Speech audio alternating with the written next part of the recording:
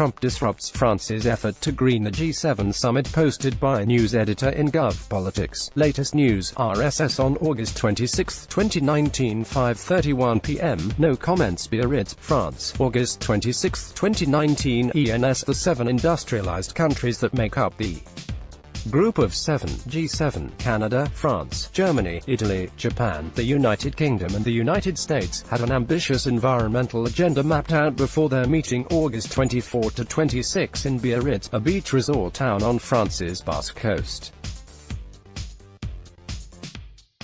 The agenda included planning for an international strategy to tackle climate change and an emergency meeting to fight the raging wildfires currently destroying the Amazon rainforest. U.S. President Donald Trump, left, speaks with France's President Emmanuel Macron at the G7 summit in Biarritz, August 25, 2019, photo credit unknown. But the declaration, issued today, contained no environmental points at all. U.S. President Donald Trump snubbed the Amazon wildfires meeting, offering the excuse that he had scheduled one-on-one meetings with the leaders of Germany and India at that time. But the leaders of those countries were at the wildfires meeting, although Trump was not. Trump disrupted last night's dinner with arguments over whether to reverse Russia's exclusion from the group of nations. Russia joined the G7 in 1997 but was disinvited in 2014 from what was then known as the G8 due to Russia's annexation of Crimea. In January 2017, Russia announced that it would permanently leave the G8 group. Trump held a news conference at the close of the G7 summit in Biarritz, but he gave no details on the climate crisis. The United States will host next year's G7 meeting. Trump did make a pitch for holding the 2020 G7 summit meeting at his resort, Mar-a-Lago, in Palm Beach, Florida. In a fact sheet issued by the White House on August 24, Trump says the United States' energy and environmental record is one of the strongest in the world, generating strong economic growth and energy production, while lowering emissions. In fact, lowering greenhouse gas emissions was President Barack Obama's achievement. According to the 2017 BP Statistical Review of World Energy, since 2005 annual U.S. carbon dioxide emissions did decline by 758 million metric tons, by far the largest decline of any country in the world over that time span. U.S. greenhouse gas emissions in 2017 were 13% below 2005 levels. In January 2017, President Obama, who took office in January 2009 and backed many carbon-lowering regulations, was succeeded by President Trump, who immediately removed many of the Obama-era regulations and has continued to open public lands and waters to fossil fuel extraction.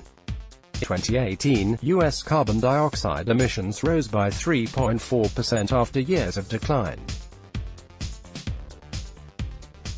The spike was the biggest in 8 years, according to Rhodium Group, an independent economic research firm based in New York City. The Global Carbon Project, a research project of Future Earth and a research partner of the World Climate Research Program, reported a similar increase in U.S.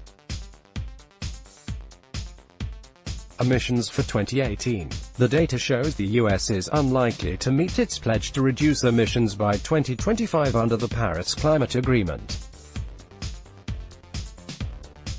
Under Trump, the United States is set to leave the Paris Pact in 2020, and his administration has reversed many existing protections for land, water and wildlife. In Biarritz today, the G7 leaders issued their end-of-summit declaration. It says, at the G7 summit in Biarritz, the leaders and the spouses posed for a family picture. From left, Canada's Prime Minister Justin Trudeau, U.S. First Lady Melania Trump, U.S. President Donald Trump, France's First Lady Brigitte Macron, France's President Emmanuel Macron, Germany's Chancellor Angela Merkel, August 25, 2017. Photo courtesy Office of President Macron. The G7 leaders wish to underline the great unity and the positive spirit of the debates. The G7 summit organized by France in Biarritz has successfully produced agreements by the heads of state and government themselves on several points summarized below. Trade. The G7 is committed to open and fair world trade and to the stability of the global economy. The G7 requests that the finance ministers closely monitor the state of the global economy. Therefore, the G7 wishes to overhaul the World Trade Organization (WTO) to improve effectiveness with regard to intellectual property protection, to settle disputes more swiftly and to eliminate unfair trade practices. The G7 commits to reaching in 2020 an agreement to simplify regulatory barriers and modernize international taxation within the framework of the Organization for Economic Cooperation and Development (OECD). Iran. We fully share two objectives: to ensure that Iran never acquires nuclear weapons and to foster peace and stability in the region. Ukraine. France and Germany will organize a Normandy-format summit in the coming weeks to achieve tangible results. Libya. We support a truce in Libya that will lead to a long-term ceasefire. We believe that only a political solution can ensure Libya's stability. We call for a well-prepared international conference to bring together all the stakeholders and regional actors relevant to this conflict. We support in this regard the work of the United Nations and the African Union to set up an inter-Libyan conference. Hong Kong. The G7 reaffirms the existence and importance of the Sino-British Joint Declaration of 1984 on Hong Kong and calls for violence to be avoided. And that is the full text of the G7 declaration, the shortest text in recent memory. Thousands marched 30 kilometers, 20 miles, down the coast from Biarritz to denounce leaders over poverty and environmental damage. They say the G7 imposes a system that serves the rich and the multinational. Social rights are being destroyed and the planet's ecological disaster, poverty and war everywhere. Anti-G7 protesters march in Biarritz, June 22, 2019. Photo by Tek Sung Meng. Even with the daily reminders that the climate crisis is upon us, the G7 did not commit to cutting emissions. While France and the UK joined Germany in pledging support to the Green Climate Fund, other G7 leaders failed to help poorer countries who suffer the consequences and costs of climate change. Before the G7 summit in Biarritz, the host country, France, went to a great deal of effort to ensure the meeting was as green and sustainable as possible.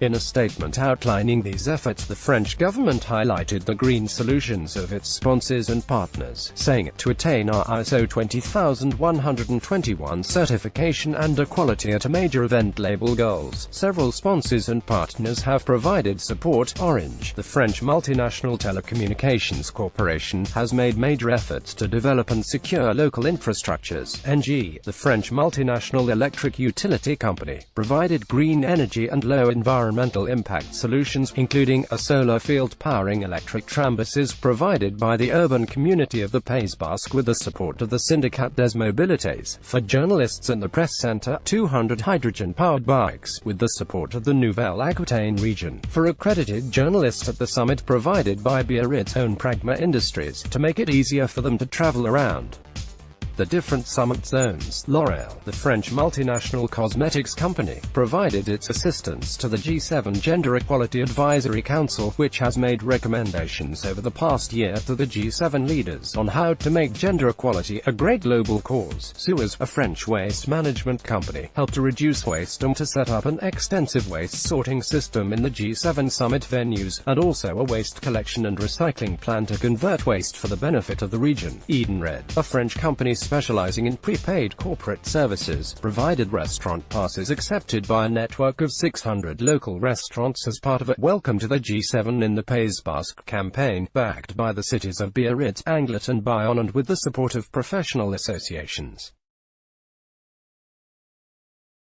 This initiative helps to encourage people to try Basque cuisine and products and also to reduce food waste.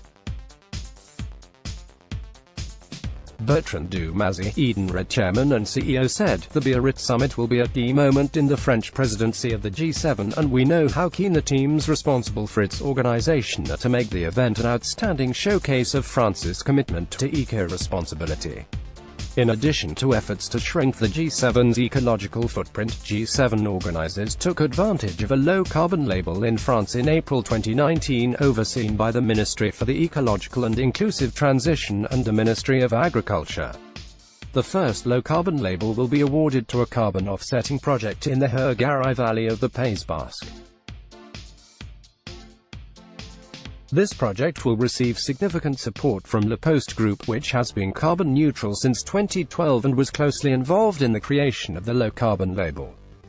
This voluntary offsetting project in France is reinforced by an international offsetting project conducted in Mali by the non-profit Group for the Environment, Renewable Energy and Solidarity, GRES, a French non-profit organization. All of these initiatives have been showcased to raise the awareness of G7 delegations.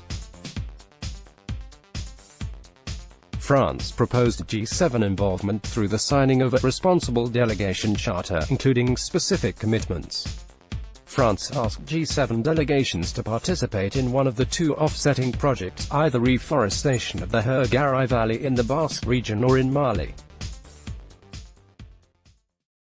A dedicated space for sustainable solutions was provided in the International Press Center at the G7, where these major themes and initiatives were highlighted. 1. Watches made of plastic pulled from oceans. These environmentally responsible watches were offered as gifts to delegates. 2. Presentation of the local and responsible provision of food by the catering service L'Instant Traiteur. 3. Fighting food waste through donation to local associations. 4. Limitation and recycling of all types of waste. 5. Presentation of the BATRIM innovation. 6. Carbon offsetting through projects. 7. Presentation of the Equality Large Event certification. 8. Low impact and environmentally friendly transportation, tram bus connected to a solar farm, use of electric shuttles. 9. Launch of the Approach, International Sustainable Destinations. For further information, click here. Copyright Environment News Service ENS 2019. All rights reserved. Search for 160 by 600 AD Ecology Prime. Global Campus Header Dredging up Paradise Air in Kathmandu. Prime 101 Header The Ecological Impact of the Industrial Revolution. The Human Revolution. University News Header Taking Aim at Space. Junkword Image. Copyright 2018 Ecology Prime Media Inc. All rights reserved. Access ENS Newswire on your mobile devices. Let's block ads. Why?